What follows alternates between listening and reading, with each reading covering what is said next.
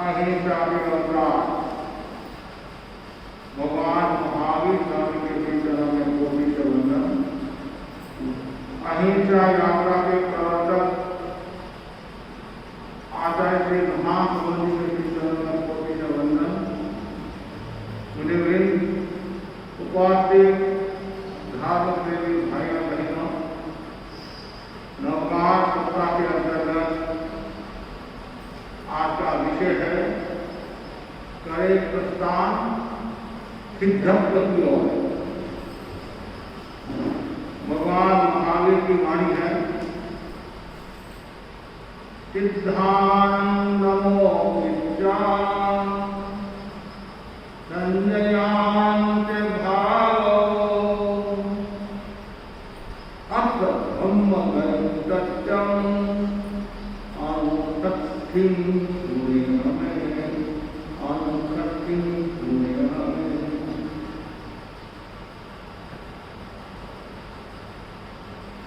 जैन दर्शन में दो प्रकार के जीव बताए गए हैं, सिद्ध और संसार। जीव का लक्षण है चेतना उपयोग, सामान्य चैतन्य की दृष्टि से सब जीव समान है, पर आत्मशुद्धि सब में समान नहीं होती। आज हम सिद्ध भगवान की चर्चा कर रहे हैं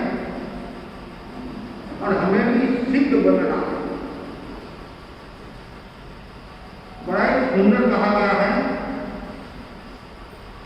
सिद्ध कौन बनता है? जो सीधा होता है वह सिद्ध बनता है।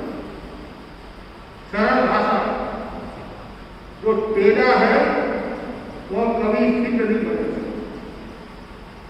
जिसकी आत्मा सरल है वहां धर्म का निवास होता है, और जहां धर्म का निवास होता है वहां जीव कर्मों का अक्षय करके मोक्ष को प्राप्त होता है, सिद्ध अवस्था को प्राप्त। और सिद्ध किसे कहते हैं? जो आत्माएं कर्म रस को पूर्ण होकर मानकर उज्जवल बन जाती हैं, उन्हें सिद्ध कहते हैं। अर्थात कर्मों से सर्वथा जो अलग हो गया है, कर्मों से मुक्त हो गया है, वह सिद्ध होता है। मोक्ष कोई स्थान नहीं है, किंतु आत्मा की विशिष्ट पर्याय। प्रश्न खड़ा होता है, सिद्ध कौन होता है? क्या ज्ञान लोग सिद्ध होते हैं? क्या श्वेतांबर सिद्ध होता है? दिगंबर सिद्ध होता है? मुक्ति किसमें? कौन मुक्त हो सकता है? न श्वेतांबर में मुक्ति है, न दिगंबर में मुक्ति है, न तत्व में मुक्ति है, न विवाद में मुक्ति है, न पक्ष में मुक्ति है, न विपक्ष में मुक्ति है। कसाय मुक्ति की मुक्ति। जो कसाय से मुक्त हो गया वही वास्तव में मुक्त है। घर परिवार समाज से मुक्त हो गया वो मुक्त नहीं, लेकिन कसाय से वो मुक्त हो गया वास्तव में वो मुक्त है। तो सिद्ध कौन कर सकता? कोई लेबल लगा हुआ नहीं, कोई तेरापंथी, खानावासी, मीनवासी, डेरावासी, दिगंबर, कोई भी सिद्ध बन सकता। प्रश्न खड़ा होता है सिद्ध के प्रकार कितने? ऐसे भाषक सिद्ध भी होता है और भाषक सिद्ध भी होता है। शैलेशी अवस्था में भाषक सिद्ध होता है और सिद्ध होने के बाद में और भाषक सिद्ध, वहां पे कोई बोली नहीं। सिद्ध दो प्रकार के भी बताए हैं, अनंतर सिद्ध और परम सिद्ध। अर्थात शैली अवस्था में, शैलेशी अवस्था में अनंतर सिद्ध होते हैं और परंतर सिद्ध जैसे ही चौथे अनुष्ठान पूरे हुए उसके बाद में परंतर सिद्ध होते हैं। सिद्ध का ऐसे कोई भेद नहीं है। पूर्ण अवस्था के अनुसार सिद्ध के 15 भेद दिए गए। 15 भेदों से लिंग सिद्ध हो सकता है। जैसे तीर्थ सिद्ध,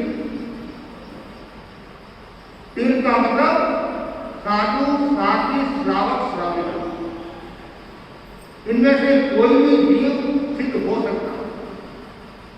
श्रावक भी हो सकता है, साधु भी हो सकता है, साथी भी हो सकती है और श्राविका भी सिद्ध हो सकती है।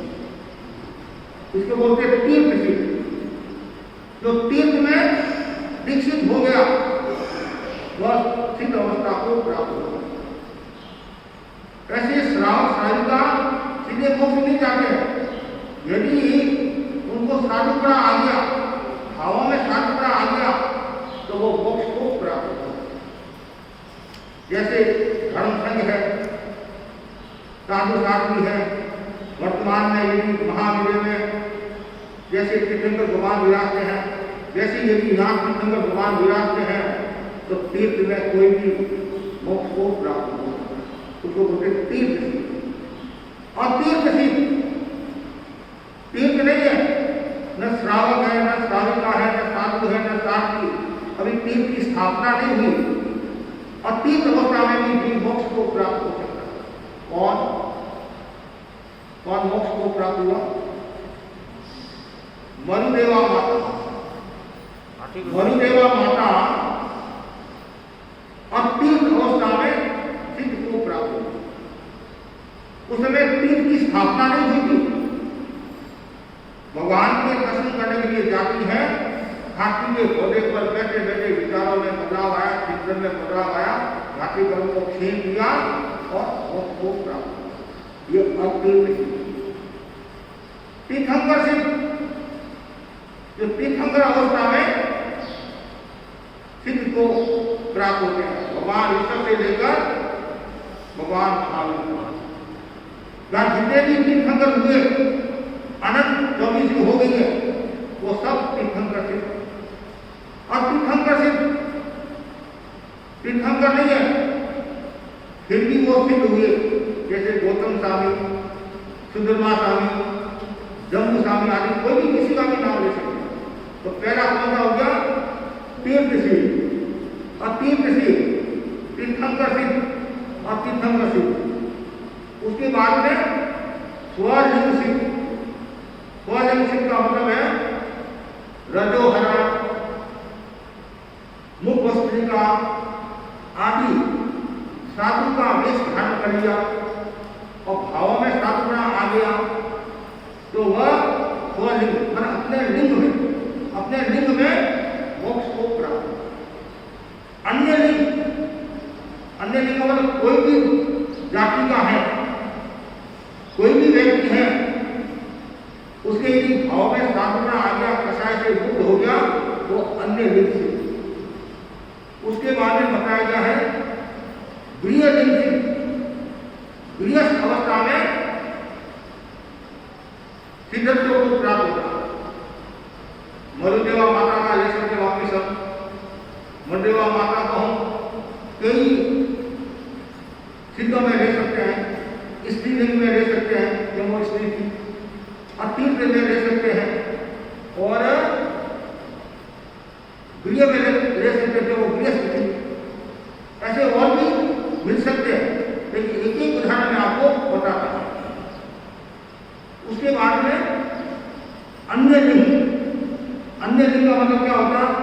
किसी अन्य लिंग को, जैसे कोई गृहस्थ है, तापस है, जैसे तापस है तो उन्होंने तपसाधना की और उनको ज्ञान हो गया, जैसे विभम अज्ञान हो गया, जैसे शिव राजर्षि, नाम आता शिव राजर्षि का, उनको फिर अज्ञान हुआ, मतलब विमम अज्ञान हुआ।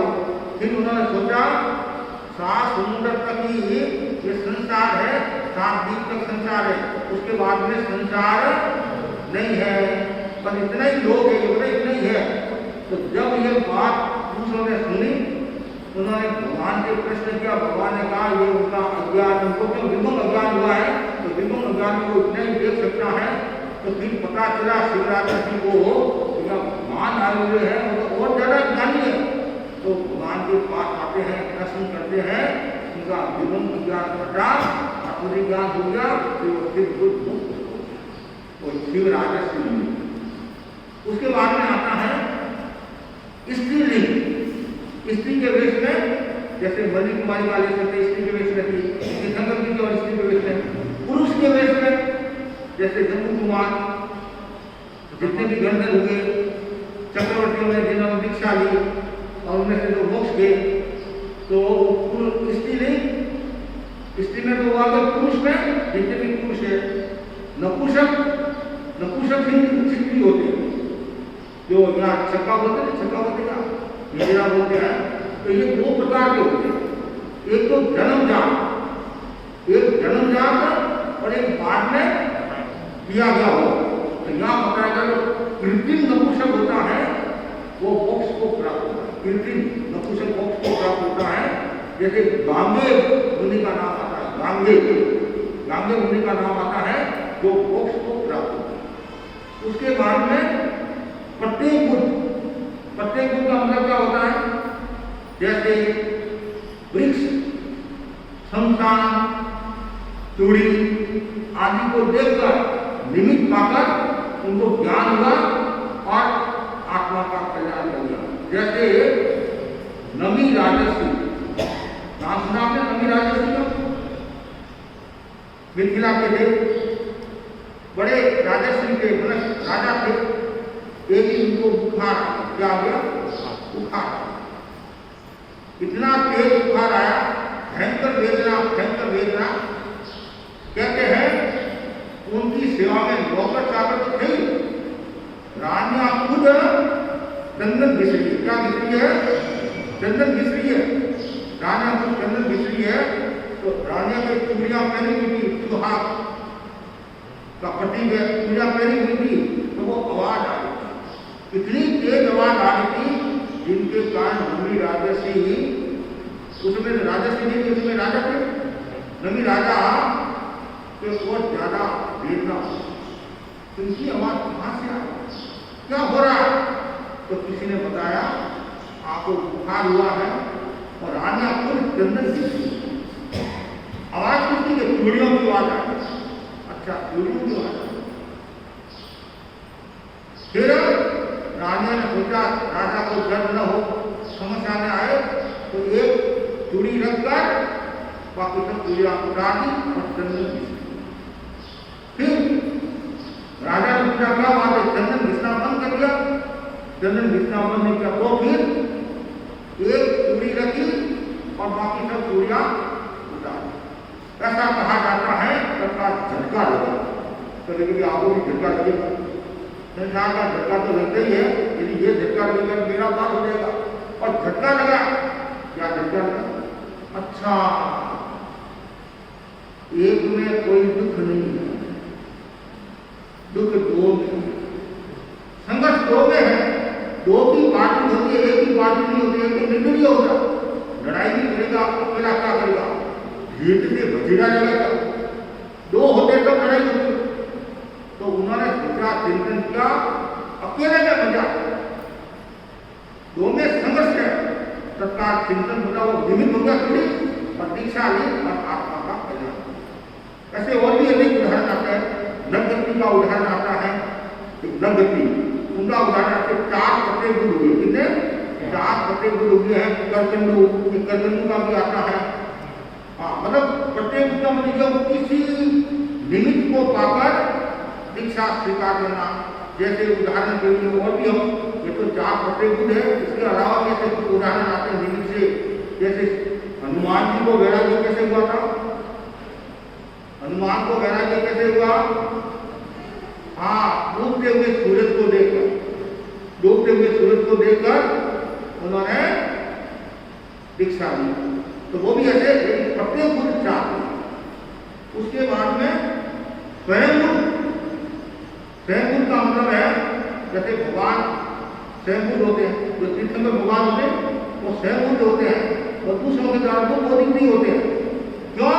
वो खुद ही तीर्थंकर होने वाले हैं और जाति समृद्धि उनके पास में अपनी ज्ञान होता है, अपनी ज्ञान के वो जान लेते हैं कि दीक्षा लेकर आत्मा का कल्याण कर लेते हैं। यहाँ बताया गया है जाति मन आदि ज्ञान से अपने पूर्ण भाव को जानकर दीक्षा स्वीकार करना, तो वो हो गया स्वयं। उसके बाद में बुद्ध बोधिक का मतलब क्या है? तो खुद पहले दूसरों के द्वारा बोधित है और फिर दूसरों से बोधित होते हैं। तो यहाँ बताया गया बुद्ध बोधिक का मतलब है आचार्य आदि से बोध प्राप्त करना, आचार्य आदि से बोध प्राप्त करना। जैसे सुधर्मा स्वामी से शायद जम्मू कुमार ने बोध प्राप्त किया, एग्जाम्पल के लिए शायद जम्मू कुमार ने किया होगा, है तो वो आचार्य के द्वारा बोधि प्राप्त करना और फिर दीक्षा लेकर आत्मा का कल्याण करना, वो है बुद्ध बोधि दूसरों के द्वारा। और एक सिद्ध भी होता है, जैसे भगवान महावीर अकेले सिद्ध हुए, साथ में कोई सिद्ध नहीं हुआ, और भगवान ये सब अनेकों के साथ सिद्ध हुए, संभवतः 10,000 के साथ सिद्ध हुए होंगे भगवान ये सब। 4,000 के साथ में दीक्षा ली और 10,000 के साथ में वो सिद्ध हुए। तो ये 15 भेद होता है पूर्ण अवस्था, सिद्ध की पूर्ण अवस्था बहुत की अपेक्षा से 15 भेद होता है। और उसके बाद में बताया गया क्या सिद्ध भगवान, कल रात को प्रश्न चला था नहीं, भगवान अवतार लेते हैं, अन्य परंपरा है भगवान अवतार लेते हैं जब भी धर्म का नाश होता है, विनाश होता है और दुख ज्यादा पैदा हो जाता है तो भगवान आते हैं, दुख को समाप्त कर लेते हैं। ऐसी संभव से धारणा है। बड़ी मजे की बात बताइए, ये जो लोग कहते हैं भगवान अवतार लेते, महत्वपूर्ण बात है गीता में वो बात बताई है, ऐसा कौन सा स्थान है जहाँ अपनी जीव को संसार में नहीं आना पड़ता? इसका मतलब क्या हुआ? ऐसा कौन सा स्थान है कि अपनी जीव को संसार में नहीं आना पड़ता? और जैन दर्शन की परंपरा के अनुसार वो स्थान है बुद्ध। और दूसरी बात यह है, यदि हम कहें भगवान अवतार लेते हैं, या हमारे जैन धर्म में कुछ परंपरा ऐसी है कि भगवान की प्राण प्रतिष्ठा होती है, भगवान की प्राण प्रतिष्ठा होती है। पहली बात हमें यह समझने की है, जो झील है वो कभी अजीब नहीं होगा और जो अमीर है वो कभी झील नहीं होगा। अब भगवान की प्राण प्रतिष्ठा का मतलब क्या हुआ? उसने प्राण लेना, प्राण भूलना। अब भगवान तो मोक्ष बनाएंगे, प्राण कहां से है? प्राण कहां से है? प्राण कैसे है? और यदि हम कहते हैं कि प्राण भूखे है तो इसका मतलब हुआ भगवान वापिस संसार में आए, और वापिस यदि भगवान संसार में आते हैं तो भगवान ने 2 प्रकार के जीव बताए, सिद्ध और संसारी। इसका क्या मतलब हुआ? तो फिर सिद्ध क्यों बनेगा? सिद्ध क्यों बनेगा?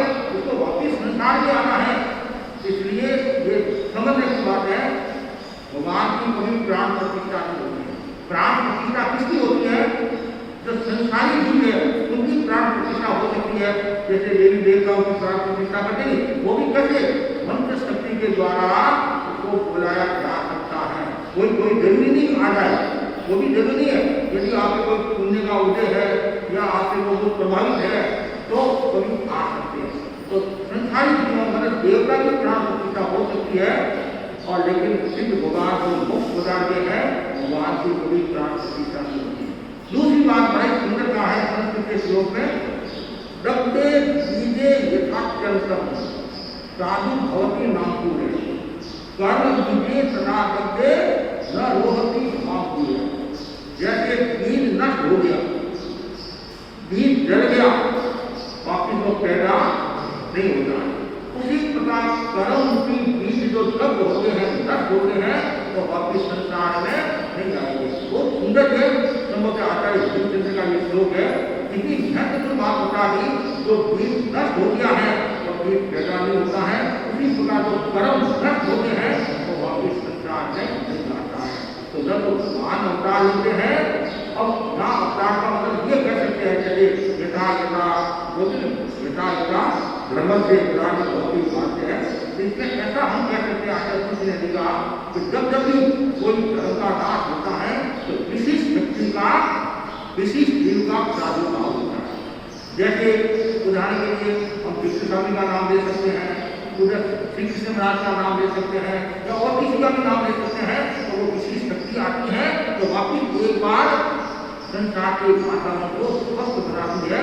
लेकिन जो मोक्ष में चला गया वो वापिस संसार में नहीं आएगा, वह वापिस संसार में। तो लोग कहते हैं कि श्री कृष्ण का अवतार है, ये राम का अवतार है, कोई किसी का अवतार नहीं। ठीक है, मन को राजी रखने के लिए या अपनी परंपरा है, कुछ हो सकता है, लेकिन जो मोक्ष पधार गया है तो वो वापिस कभी कोई कहते नहीं ये आचार्य भिक्षु के अवतार है, भिक्षु के अवतार है। और हो सकता है वो किस अपेक्षा से कहा गया कि हमारे पास में इतना ज्ञान नहीं है, हो सकता है किसी में कोई बात नहीं हो, तो कोई विशेष अवस्था में कोई बात नहीं हो। भाष्यकार तो बात समझ में आती है, भाष्यकार। और कभी कभी कहते नहीं कि जैसे स्वामी जी पंचम देवलोक में गए, पंचम देवलोक में गए, ठीक है, और इधर क्या होता है ढोली के यहाँ थोड़ा पैदा हुआ, इधर का ढोल बजाने वाला थोड़ा पैदा हुआ, तो वो सावड़ा काड़ा का खूब होता था। तो जो विरोधी लोग क्या बोले कि ये बिगड़िया काड़ा काड़े में बोले हैं, और वो खूब चिल्लाता था, खूब रोता था, होगा शायद मतलब वो थोड़ा बन गया। लेकिन ऐसा नहीं कि जो जीव देवलोक में चला गया। और पहली बात तो यह है जैसे यहाँ किसी जीव का आयुष्य पूरा हुआ और वो मनुष्य गति में आया तो कम से कम 9 महीनों के बाद में उसका जन्म हुआ। लेकिन 9 महीनों के बाद में अब इधर मरा और इधर क्या होगा, उसका जन्म थोड़ी होगा मनुष्य का, समझे नहीं। कम से कम घर में आ सकता इस पहाड़ पर 9 महीनों के बाद गया। जैसे भिक्षु स्वामी का शुरुआत भागवत सुधी 13 को हुआ और व्याचार्य का जन्म होगा आसो शुक्ला चतुर्दशी को हुआ। आसो शुक्ला तो 1 महीने का अंतर है, महीना का अंतर है, तो कैसे होगा। तो हो सकता है वो जीव घर में आ गया हो, घर में आ गया हो, लेकिन वो बात नहीं करती कि इधर तो स्वामी जी ऊपर बनाए और इधर वो जन्म कैसे लेगा।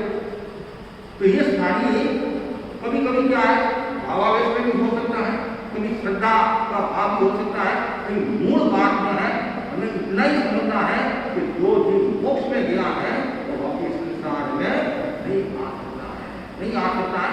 ये इतना समझना है। अब मोक्ष में कौन जाता है, मोक्ष में जाने के साधन क्या है। आपको सबको मोक्ष जाना है, मोक्ष तो सबको ही जाना है, मुक्त तो सबको ही होना नहीं। तो महाराज का प्रवचन पूरा हो तो हम यहाँ के मुक्त बने, है नहीं। वो मुक्त अलग बात है। संसार से मुक्त के लिए ज्ञान दर्शन चारित्र सबकी जो आराधना करता है वो मोक्ष को प्राप्त होता है। ये मोक्ष के 4 दे रहे ज्ञान दर्शन चारित्र। और उसके बाद में है अब कभी कभी ऐसा होता है महाराज मोक्ष में जाकर क्या करेंगे, न तो वहाँ क्रिकेट है, न खेल है, न मोबाइल है, न टेलीविजन है, न रोटी है, न दोस्ती है, न घूमना है, न पीना। वहाँ जाकर क्या करेंगे, चमगादड़ की तरह लटकते रहो, कहते हैं चमगादड़ की तरह लटकते रहो। वहाँ है क्या, अरे सिद्ध अवस्था में जो जितना है संसार में कुछ भी नहीं है, वहाँ केवल परम सुख है। अव्यावाद सुख बोलते, अव्यावाद सुख मतलब वादा नहीं सुख, सुख आपको भी होगा। सुख 2 प्रकार का, एक भौतिक सुख, एक आध्यात्मिक सुख। आपके संसारिक जीवों में ज्यादातर आध्यात्मिक सुख कम होता है, भौतिक सुख ज्यादा होता है। और भौतिक सुख में भी कभी कभी क्या होता है, दुख देने वाला हो जाता है, दुख देने वाला हो जाता है। और जो सिद्ध भगवान में जो सुख है वो अव्यावाद, कभी भी उनके बाधा नहीं आती है। और दूसरी बात है, अब देखो घूमने फिरने की इच्छा किसके होती है, जिनके शरीर होता है उनकी घूमने फिरने की इच्छा होती है। तो उनके तो शरीर नहीं, कर्म भी नहीं है, तो फिर घूमने फिरने की कोई आवश्यकता नहीं है। न तो मन में आता मैं मोबाइल देखूँ, न मन में आता मैं टेलीविजन देखूँ। ये कौन देखेगा, जिनके कर्म है, जिनके शरीर है। तो सिर्फ भगवान को मोक्ष बता दिए, न कर्म है न शरीर है, वो विधेय बने। तो इसलिए तो वहाँ जोत में जोत और सिद्ध 15 कर्म भूमि से होते हैं। कितने भूमि से होते हैं, कर्म भूमि से सिद्ध होते हैं और कर्म भूमि से सिद्ध नहीं होते हैं। और 45 लाख ये जो बताई गई ना, तो 45 लाख योजन में ही ये सिद्ध हो सकते हैं, इसके बाहर सिद्ध नहीं हो सकते हैं। और सिद्ध 3 जगह से होते हैं। एक तो पूर्व लोक में मेरु पर्वत की किलिका से, पूर्व लोक में ऊंचे लोग, ऊंचा लोग जो मेरु पर्वत है उसकी किलिका से भी मोक्ष को प्राप्त हो सकता है। दूसरा अधोलोक के ग्राफ नीचे जो विजय गई है वहां से भी मोक्ष को प्राप्त हो सकता है। और तीसरा तिर्यक 2.5 दिन समुद्र में से भी मोक्ष को प्राप्त हो सकता है। पूर्व लोक, अधोलोक और मध्य लोक ये बस सिद्ध के स्थान है, मुक्त होने के स्थान है। उसके बाद में सिद्ध एक समय में सिद्ध कितने हो सकते हैं? उत्कृष्ट में 108 हो सकते हैं। उसकी अलग अलग बताया गया है। जैसे उदाहरण के लिए नपुंसक कोई भी सिद्ध होता है, नपुंसक सिद्ध होता है तो एक समय में कितना हो सकता है? 10, एक समय में 10 हो सकता है। नपुंसक एक समय में 10 हो सकता है। स्त्री एक समय में 20 हो सकती है। और पुरुष एक समय में 29 में कितने हो सकते हैं? 108, 10, 20 और 108। ये तो स्त्री पुरुष नपुंसक का हुआ। उसके बाद में गृहस्थ में कितना हो सकता है? गृहस्थ में एक समय में कितना हो सकता है? 4। और उसके बाद अन्य लिंग, जिसके जो अन्य लिंग तापस है आदि है वो एक समय में 10 हो सकते हैं, 5, 10 हो सकते हैं। और स्वलिंग अपने लिंग में 108। और उसके बाद में ऊंचे लोक में 4 और समुद्र में 2। जैसे समुद्र में कैसे सिद्ध होता है? उदाहरण के लिए कोई विरोधी देवता है आदि है, साधु को उठाकर लेकर चला गया और उसने आयुष्य पूरा कर लिया, तो वो समुद्र में से निकलना है तो समुद्र में फिर 2। और अन्य जलाशय, छोटे मोटे जो जलाशय होते हैं, तालाब आदि होते हैं, तो एक समय में 3 सिद्ध हो सकते हैं। उसके बाद में नीचे लोक से 20, जो नीचा लोक है तो 20 सिद्ध हो सकते हैं। और तीसरे लोक में 100 सिद्ध हो सकते हैं। अलग अलग 100 सिद्ध होता है। तो ये सब एक समय में कितना, ऐसे उसमें गगनी अवगाना, उत्कृष्ट अवगाना भी होती है, अलग अलग होती है। और 500 धनुष की अवगाना, उत्कृष्ट में 500 धनुष की अवगाना वाला भी मोक्ष को जा सकता है। जैसे भगवान विष्णु के कितनी अवगाना थी? 500 धनुष की। और जगने है जैसे तुलना पुत्र राजकुमार का आता था 2 हाथ का ही था। और ऐसे कृष्ण की अपेक्षा से 7 हाथ और इसमें 500, ऐसे 2 हाथ वाला भी सिद्ध हो सकता है। उसके बाद में सिद्ध का स्वरूप क्या है? जैसे हमारा स्वरूप है वैसे सिद्ध का भी कोई स्वरूप है, सिद्ध का भी स्वरूप है। क्या है? सिद्ध जीव अरूप होते हैं, उनके कोई रूप नहीं होता है, वो सघन होते हैं और ज्ञान दर्शन से युक्त होते हैं। उनके पास में साकार उपयोग और अनाकार उपयोग, ये उनका लक्षण है। केवल ज्ञान और केवल दर्शन हमेशा उनके पास रहेगा। बाकी के जो 4 ज्ञान बताए हैं, मति ज्ञान, शुद्ध ज्ञान, अवधि ज्ञान, मंत्रिय ज्ञान, तो इसमें भी क्या है?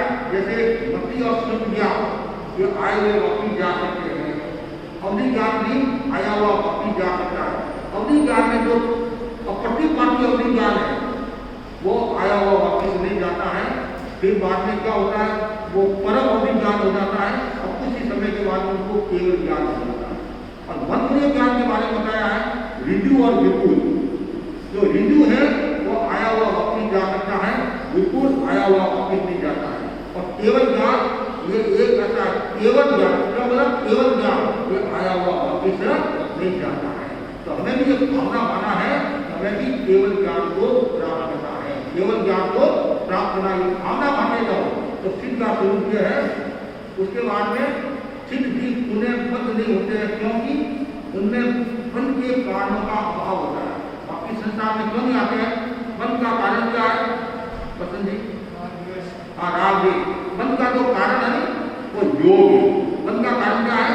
योग है, मान, वचन और कार्य।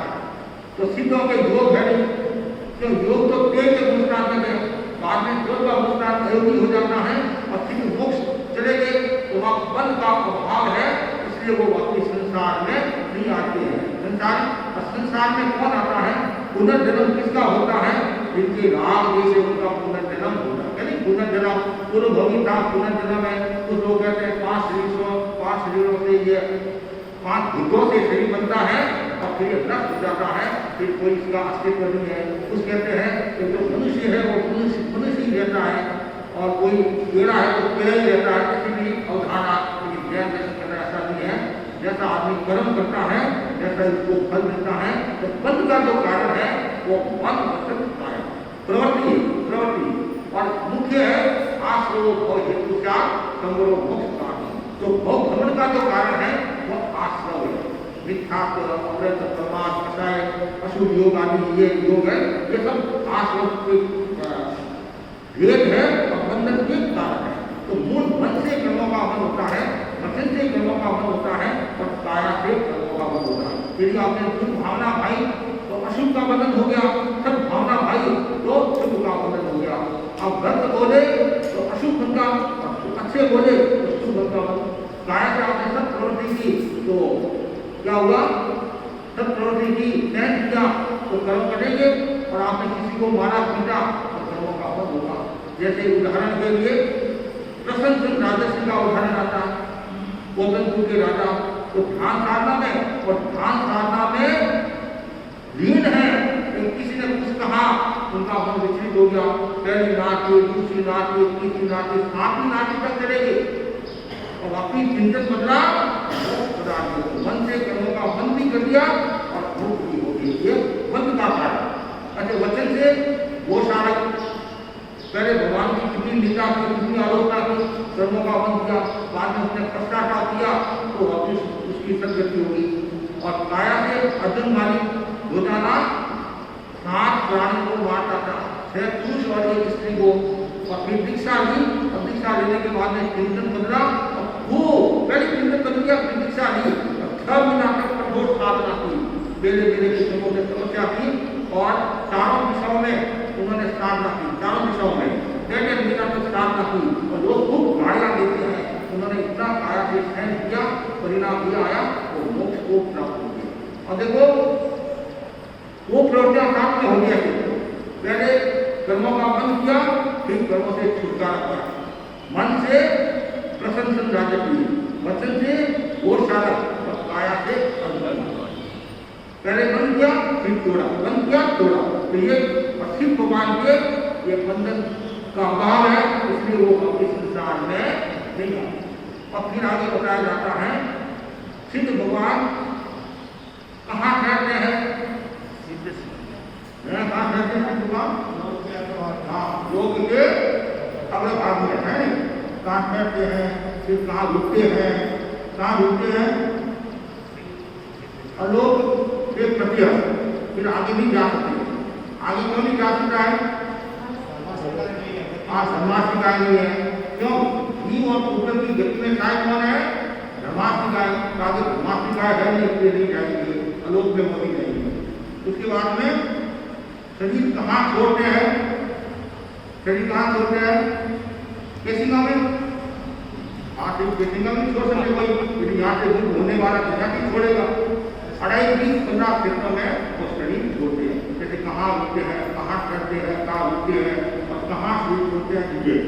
उसके बाद में सिद्ध भगवान आपको और हमारे को सबको सिद्ध बनना है। सिद्ध बनना नहीं बनना है? क्या सिद्ध बनने की हम कामना कर सकते हैं? कर्म क्षय की कामना कर सकते हैं। और आदि संदेश निर्मल जरा आई तेजु आयम प्रयास आगर व गंगा सिद्धा सिद्धि मौन। उसमें भी ये बात बताई गई है ये सिद्ध भगवान मुझे ऐसी सिद्धि दो। मतलब वो भावना धारा है कि मेरा भी वह दिन आए, मैं भी कर्मों का अक्षय करके सिद्ध अवस्था को प्राप्त हूँ। तो सिद्ध अवस्था को प्राप्त होना हर कोई व्यक्ति प्राप्त नहीं हो सकता। पहली बात तो यह है अब भवी कभी सिद्ध होते नहीं, पहली बात। दूसरी बात है कुछ भवी ऐसे होते जो अभवी के साथ ही होते हैं। जैसे हाथ में कठोर ढाल होता है वो नहीं खींचता है, तो वैसे कुछ भवी है कि वो अभवी के साथ ही है, कभी मोक्ष को प्राप्त नहीं होता।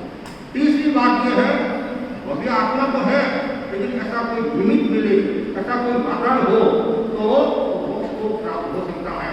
तो मोक्ष को कौन प्राप्त होगा? जो भव्य आत्मा है, भव्य आत्मा है तो मोक्ष को प्राप्त होती है, और जो अभव्य आत्मा है तो कभी मोक्ष को प्राप्त नहीं होती है। अब मोक्ष को प्राप्त करना है तो हमें क्या करना पड़ेगा? 8 कर्मों का क्षय करना पड़ेगा। कितने कर्मों का? 8 कर्मों का क्षय करना पड़ेगा। जैसे पहला ज्ञानावली कर्म, जैसे ज्ञानावली कर्म क्षय करेंगे तो क्या मिलेगा?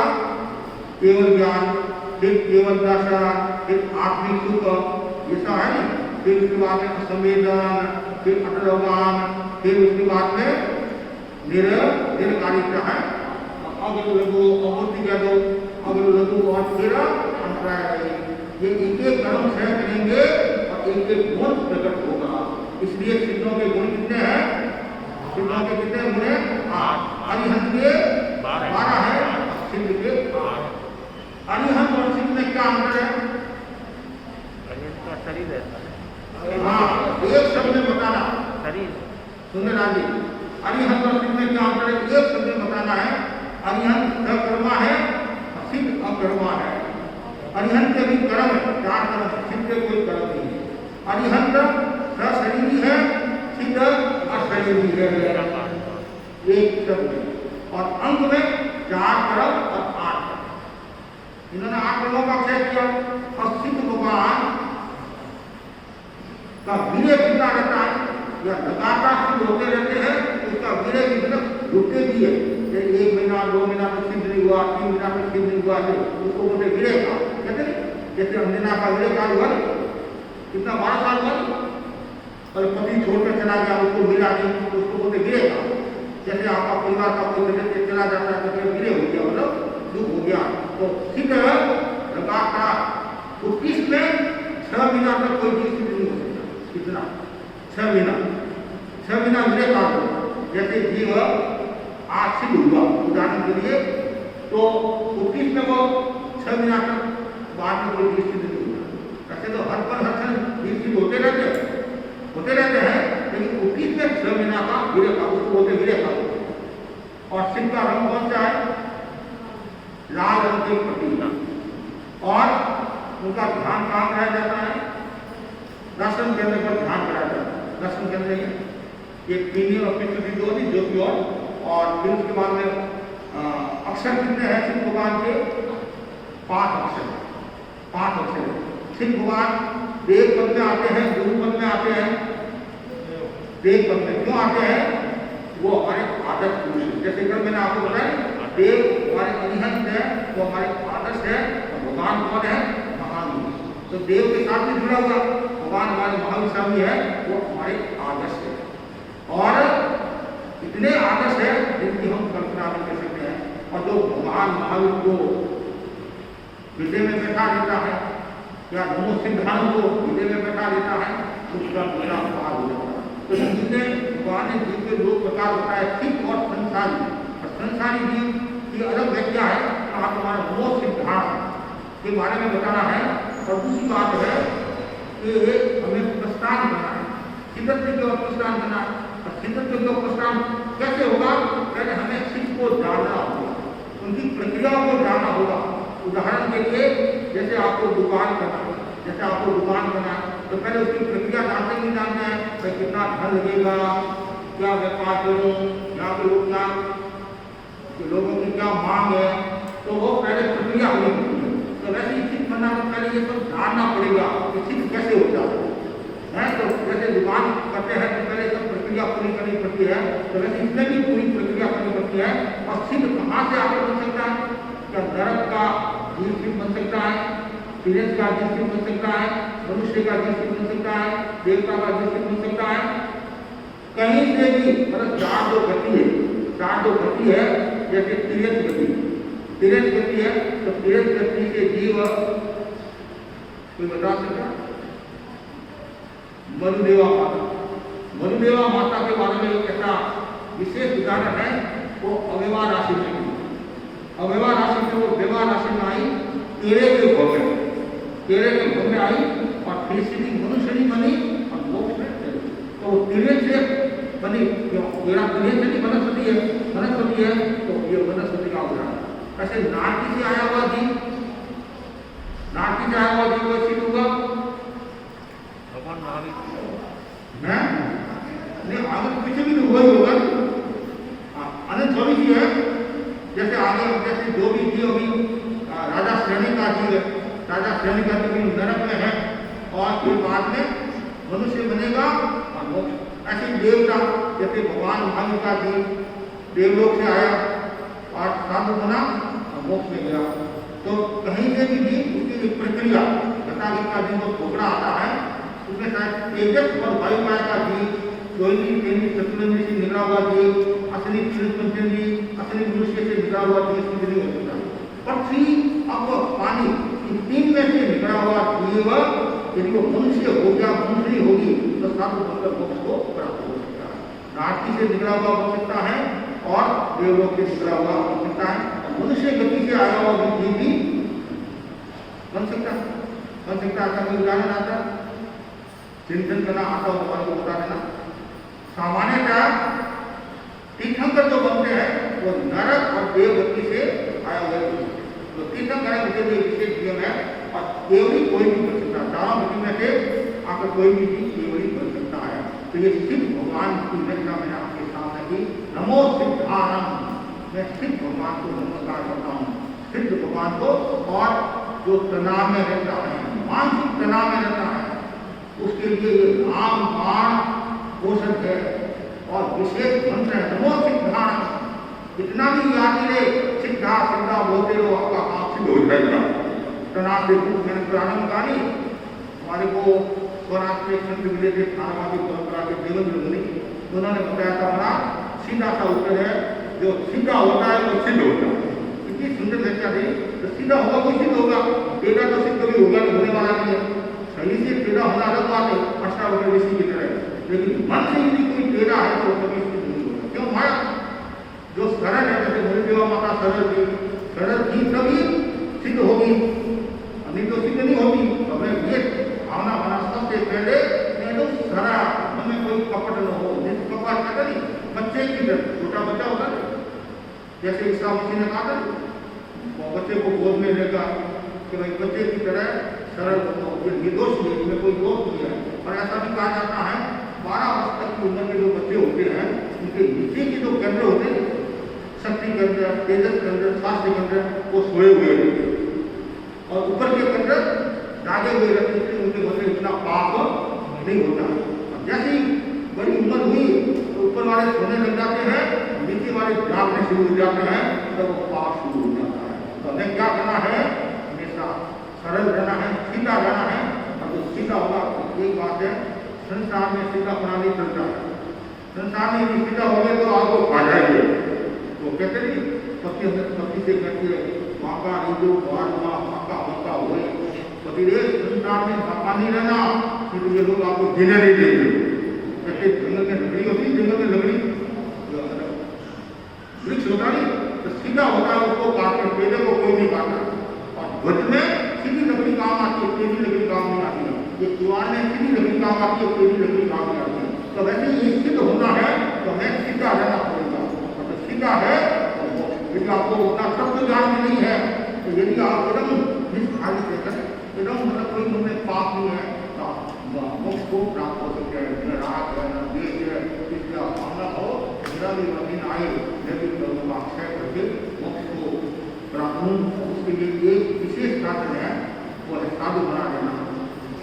साधु बना लेना तो जो कहते महाराज जैसे गुरुदेव माता मोक्ष में नहीं बोलते हो माता, हम भी हाथी के होने पर मोक्ष में हाथी का बड़े है।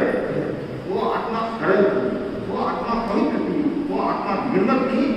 सब ऐसे नहीं होते।